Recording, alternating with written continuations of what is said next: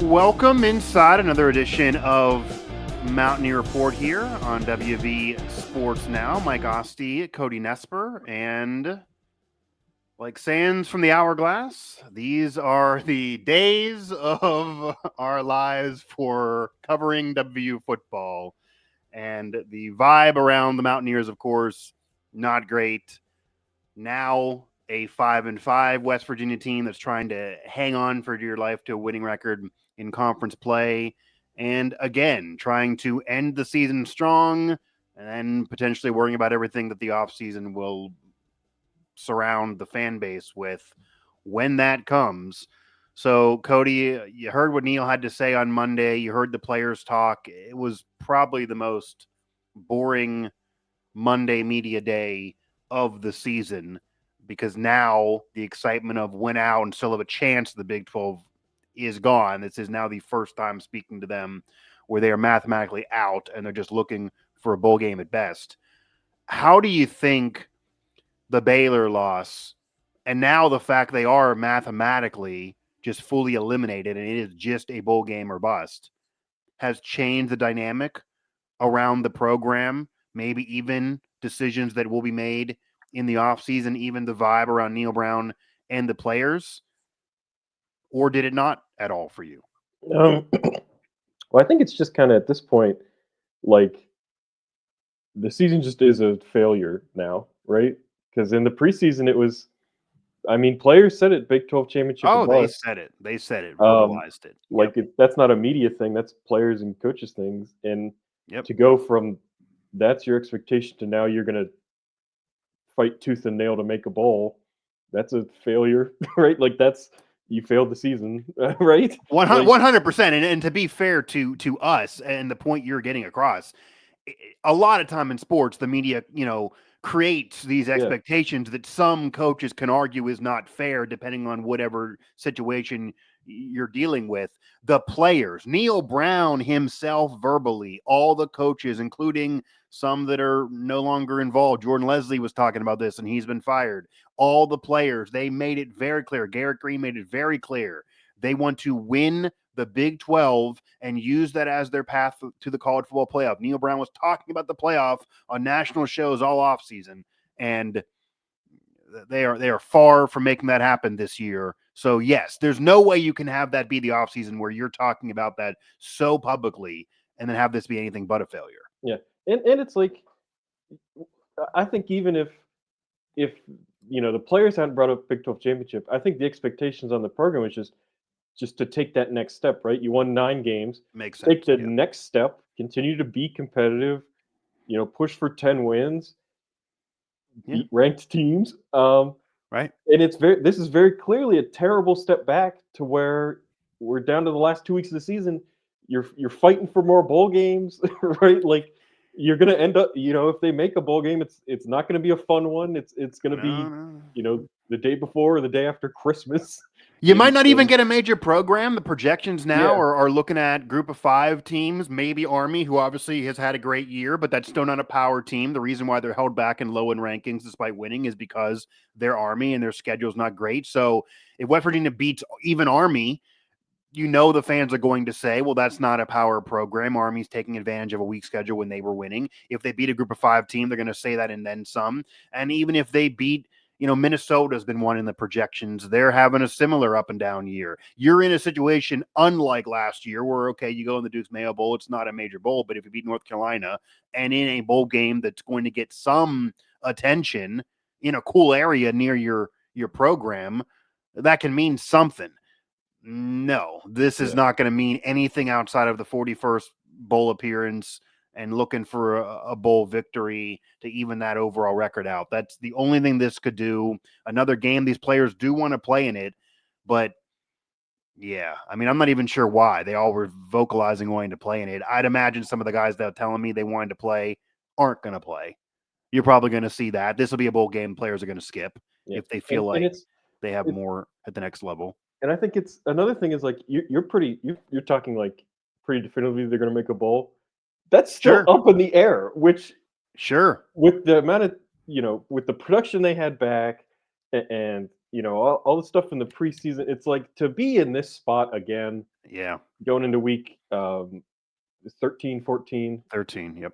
It's like just what a terrible again step back. Like in year 6, Yeah. coming off of a good year to take a big step back and be right where you were in 22, where you were almost got fired. I'm talking from Neal's perspective, where you almost got This fired. feels like 22. This It, feels a it lot does. more like 22 than 23. And It 23 absolutely was a does. good year universally, no matter what your expectations are on a regular basis. 23 was a great year. 22 was a bad year. And this feels like a worse year than 22, even if you make a bowl when you didn't before, because this is coming off of a 9-win year where 22 was kind of coming off middle of the road years and COVID, and people could say we don't know about the program. The program, it looked like, was finally taking that step and finally climbing, even though it took forever. And as we talked about on past shows, Neal got a lot of the fans back that were out on him because of 23. They were flipping off the national media just the same as Neal Brown. And now it looks like everyone's right back to flipping him off again. And it's just done. I don't even think going 3-0 to start next year, because you have RMU, Ohio, and then if you win the Brawl at home, that's a favorable schedule to start the year. But 3-0 next year after this year, their fans are going to say, yeah, Brawls at home and those other games aren't that great. I'm not excited. I don't know anything you can do to get these fans back. I'll ask that. Is there anything Neal can do to get these fans back if he stays on as head coach? Yeah. Well, that's one of the big problems right now is I think, like when we talked last week, you could project out and say best case scenario they still make it to Dallas and play for a Big 12 championship. Yeah, right. This week now we're sitting here. Best case scenario They make a they bowl. make a third tier bowl. Like Right. and you're saying that there's not a lot of possible opponents or locations that are going to get people excited. And so No. now you're projecting out and say, okay, best case scenario, that's not going to get people excited for next year. No, you're going to Right? Louisiana, man. You're not going driving distance where everyone can drive from Morgantown to Charlotte if you're local. That's not the case. You imagine being a fan getting on an airplane to go to that bowl game if you're in West Virginia. That's just not going to happen. That's not going to get anybody excited. It's just not going to do it. And the program knows it, which I think is why the vibe is what it is right now. Yeah. Everybody knows it. There's nobody living in denial at all. And the reality is too, because everyone knows the financial ramifications of bowl games. They desperately, Ren Baker's probably sitting there, worried like you are that maybe they won't make a bowl. They need to get in a bowl because they do need to. It's not like basketball where they're going to say, nah, we don't want to do the NIT because we're an historic program. They're going to play in it. They're going to get invited in it, and they're going to need that money. But imagine if they lose these two, because they are losable as much as they're winnable. UCF could beat them as they need to win out to make a bowl for themselves. Now in a Big 12, it's different money dynamic for them than when they were a group of 5. And Texas Tech is just an awful road trip. So if you lose to UCF and have to clinch a bowl in Lubbock to end the year, imagine getting the players up for that. That's not, an easy day at the office either. But you need to get in a bowl. And if you get in a bowl, I don't know what else it does other than give you that cash. And, it's cooler to have 41 bowl appearances than a number that a lot of the other schools have. But I think we're also well beyond anybody, because that was also the part of the conversation after 22, if you remember. People were sitting there saying, okay, real bad year, but new Big 12. Winningest program in the Big 12. We got a lot more bowl appearances for the program, speaking for the program, than everybody else. So if you look at it now, okay, maybe we're in a better situation with Oklahoma and Texas out there. Now, 41 bowl appearances is way better than what Arizona has at like 22. That looks way better. But here in 2024, 2025, you're in the same boat. The past doesn't matter right now. And I don't think the fans are going to get excited about looking about the past anymore either. I legitimately don't think there is anything that will get Neal Brown to regain the trust of these fans, which is why I could see him. And I don't think it's for UMass, by the way. I've already written about that. But he's also not going to take no money. He's not going to just agree to resign and say, you keep all the cash. I'm going to do you a favor either. But I could see Neal Brown working something out with Ren, like what happened with Dana, and they just part ways, and then Neal is an assistant, or he sits out, or maybe some other better job comes, and then they move on. And we both thought before that they were probably bringing him back, but if they don't make a bowl, I think they would have to force Ren's hand. Yes. Otherwise, I think you might see Neal again if they somehow do get in a bowl, just because with Kirk Slignetti getting that new deal at Indiana, I'm not sure what the better options are really out there. Not that I think Neal Brown's a great option now, but if they can't hit that home run, which might not be feasible, I just don't know. And of course, that's a sad state of affairs. I'm sure anyone hearing this and listening to this is going to roll their eyes and say, well, how am I going to get excited if it's another year of Neal Brown? And my answer to you is, I don't know. Yeah, and that's the other thing people forget is like people keep fantasizing that some school's going to hire Neil away. Right. That new school has to pay his buyout. It's like so when people bring up UMass isn't going to pay his buyout. UMass guys, UMass paid their coach they just fired $800,000 a year, Yeah. which was an increase, which was a raise. Neal Brown's making $4 million. Okay. That is all you need to know the financial differences. And this is not a ding on UMass. They are a lower level school. But UMass is not going to come in, call West Virginia and say, we got to get the alum. So we're going to pay the buyout. Neal, we're going to give you a contract that respects you, because Neal's not going to just get disrespected and do it for $800,000. We're going to give you $3 million at least. That's a lot of money for UMass to be paying. And they're 8-26 in recent years. So they're way off what West Virginia's even doing. It's not like when Houston did that with Dana, because number one, Houston had way more money. They were a very wealthy group of five at that time. They have a solid base there. Dana kind of wanted to be in Texas at the time. Him and West Virginia clearly were divorcing. Maybe like the scenario now. They had a lot more money to play with. They could pay things out. They could pay Dana. They did give him a really solid offer even when they were a group of five. They paid him like they were a power school because wink, wink, they knew they were going to the Big 12. They told Dana that. Dana knew they were going to the Big 12. If they weren't, he probably wasn't going.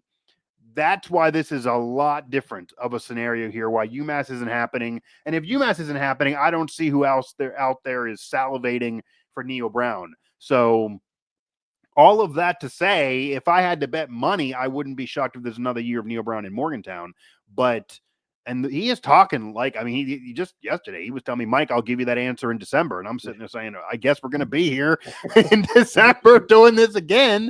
Like he does not come off like he's expecting not to be there. But I wouldn't be shocked if he's sick of this situation too, because I don't know how it gets better.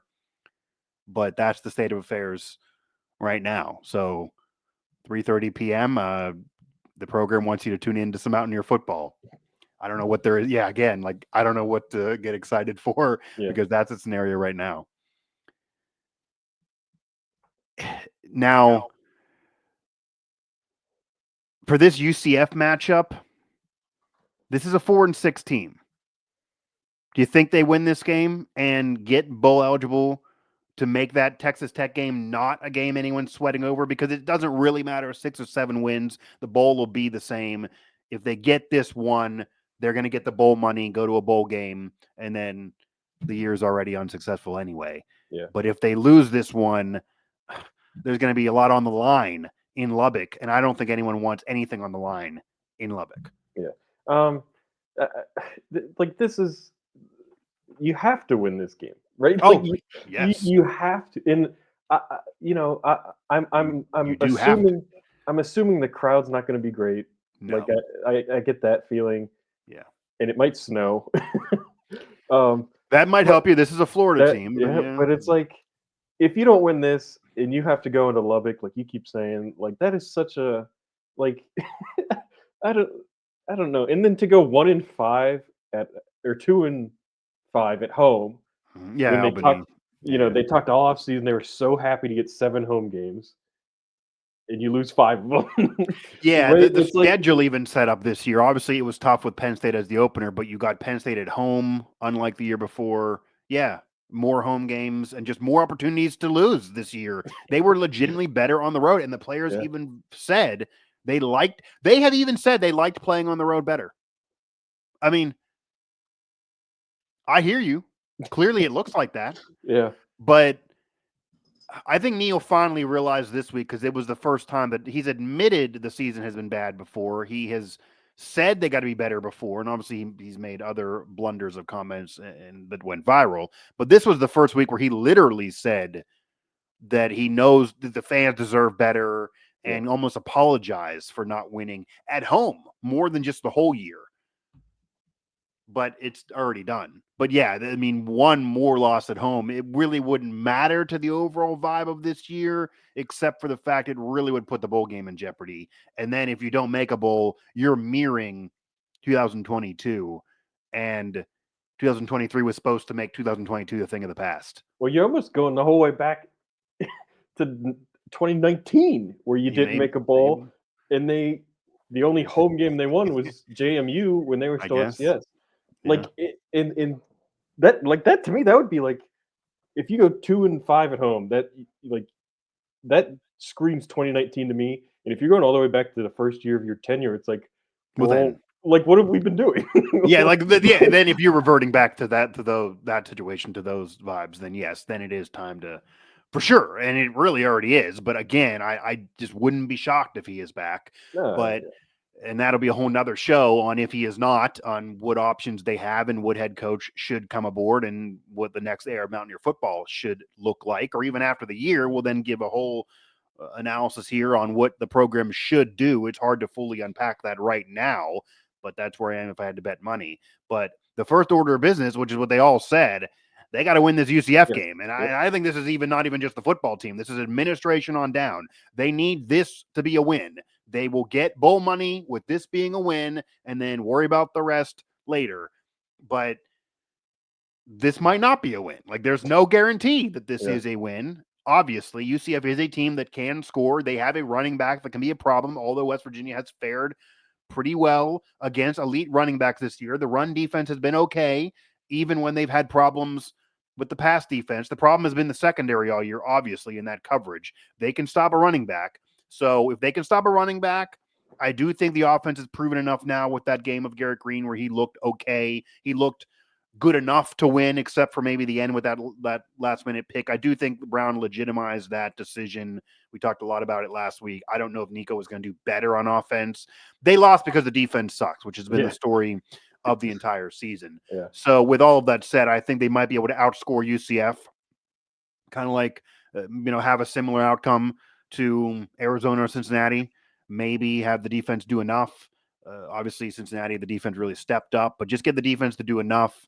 Special teams to do enough. Special teams wasn't even good. And that's what Brown talked about too, that the entire year, except for the Oklahoma State game, has just been a season where never at any time outside of the Oklahoma State game did the offense, defense, and special teams all click throughout a whole game the whole way through. Even against Baylor, the offense fine in that first half. It was a shootout. We're sitting there saying, okay, nothing's great, but like they might win a shootout. And that's what you got to do. Win a shootout to win. That's the traditional West Virginia Baylor series of that rivalry. And then the offense just had its, just wheels fell off, and the defense got a couple stops, but it didn't matter while Baylor's scoring because they did eventually put points on the board. And special teams was a problem too. That was maybe the worst game for Ollie Straw I've seen. And that stuff just can't happen when you're in these scenarios here. And these are now winnable games. And Brown, for the first time this year, too, this week, if you noticed, he did not bang the drum on the schedule as much as he's been all year, because he always was talking about, okay, we're playing these ranked teams. The schedule is more power forwards. It's not fair in this regard. And some of that was true. But then you lose at home to a very similar program, whether we're talking history or current, in Baylor.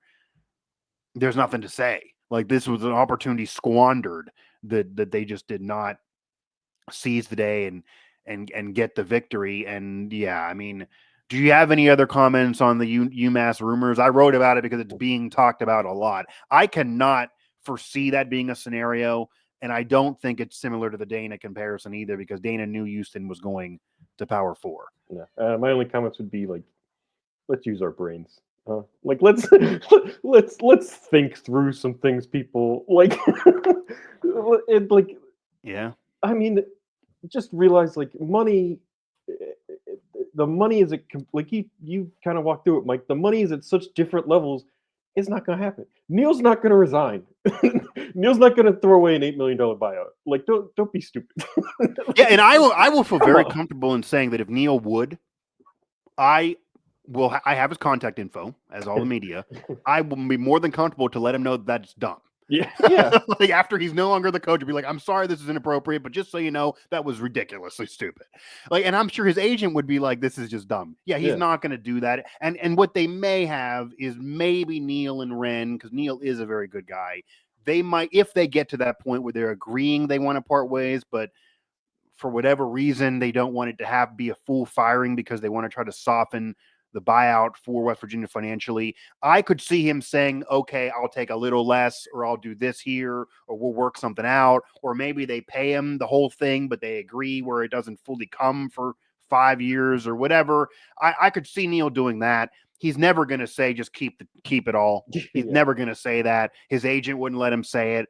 Everyone in the room would tell him it's ridiculous if he was even considering it for a nanosecond. It just wouldn't happen. Sorry to burst that bubble.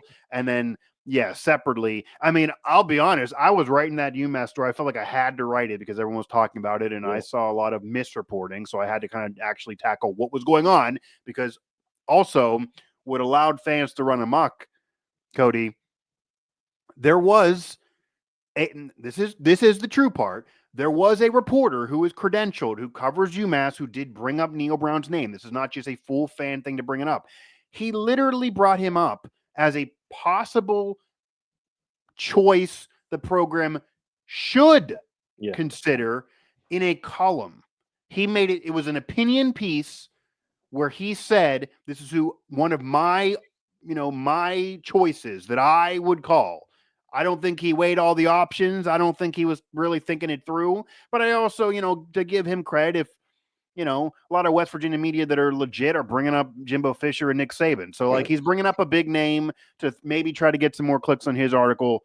Fine. There was several other options that are much more legitimate in that piece, but it was in a column. It was an opinion. It was one of the choices that he said the program should consider. And I do think, I'm sure you would agree with this, if you're UMass and you're doing your due diligence, you probably call. yeah, You call. I mean, he's an absolutely. alum. He's a former player. You call and be like, what would it take? Are you upset? Are you upset there? If you're going to get fired, we would be interested in you.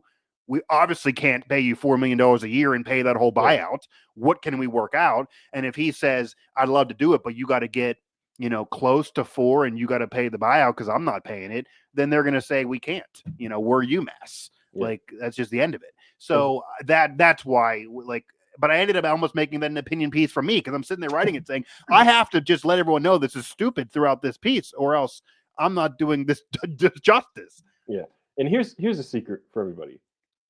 If somebody puts out a list of coaches like Right. 2 days after coach has been fired, Yeah. here's how that process works. You look up everybody that has ties to the university or the athletic director, and if that's not a big enough list, you just go through the hot names that people Yeah. keep bringing up.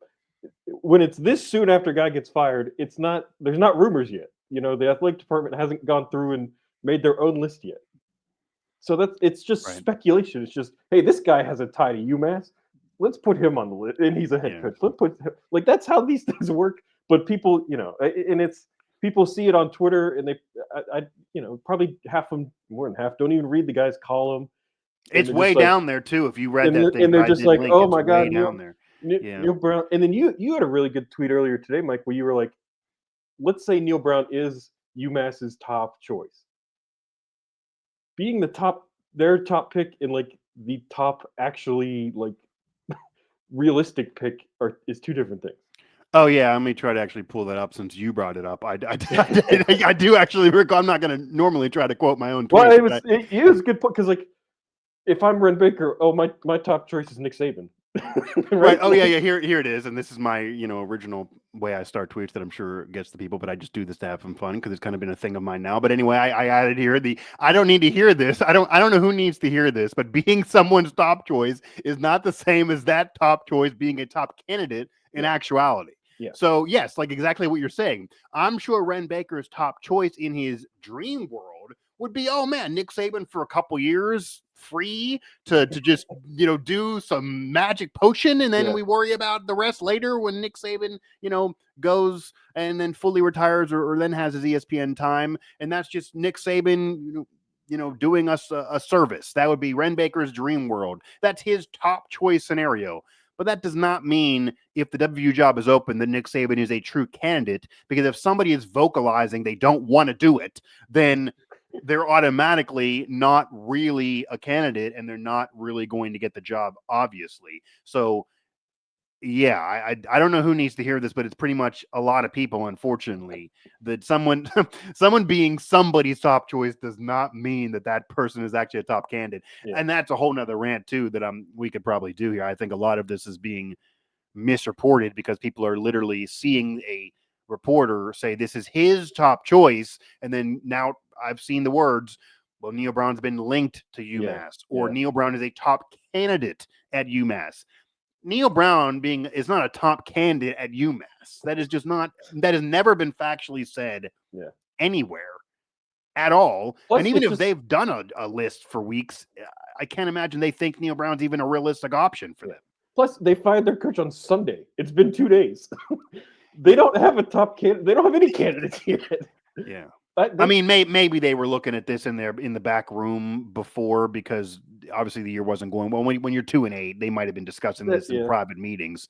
I'm sure that'll be the response.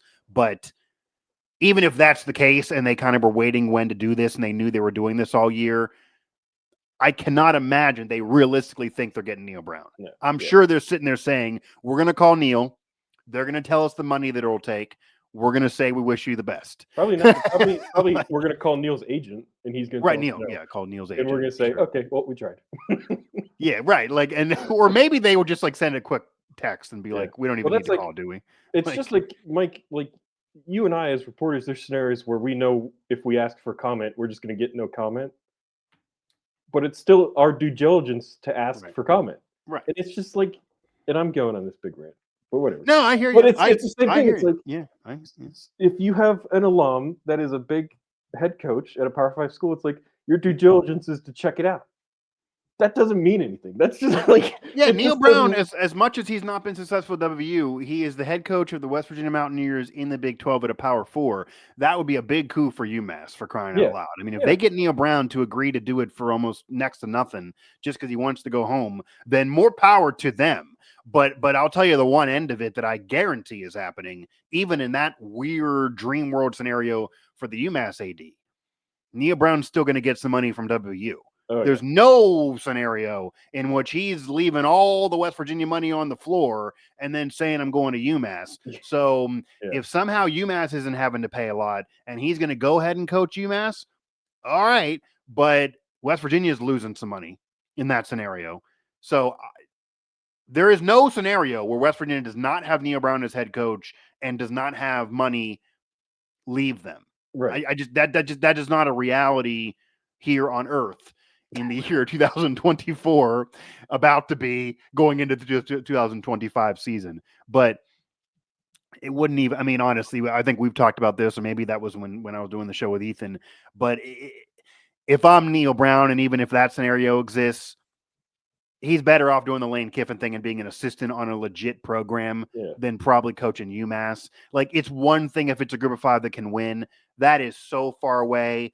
And I'll add this last point. I even saw somebody say, well, group of 5 can get in the playoff. There are look at Boise State. There are a group of 5 teams that can have great years. You can do a quick turnaround these days. What if Neal Brown goes over to UMass and takes all the West Virginia players, and they got a much easier schedule, and they run through that, and even if it's not fair, they somehow get in the playoff?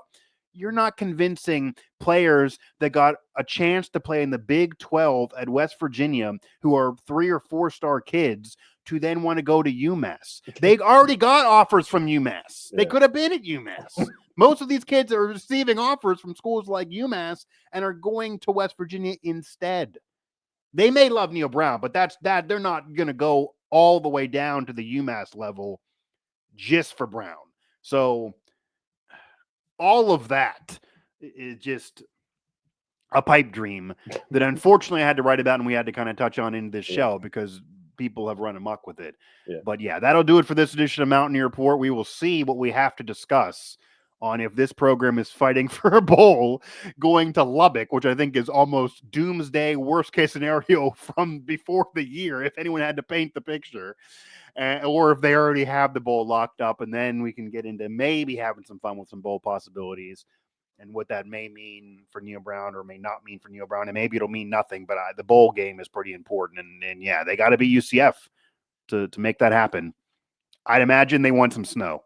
Yeah. Just Winter Wonderland, and then get a win, 9-6, and then you're going to a bowl game if they have to. I don't know if that'll work out either, but that'll do it for this edition show. Make sure to like, subscribe, download, hit us up everywhere you get your podcasts, as well as, of course, if you are watching on YouTube, Cody Nespor, Mike Asti, and find our coverage at WV Sports Now.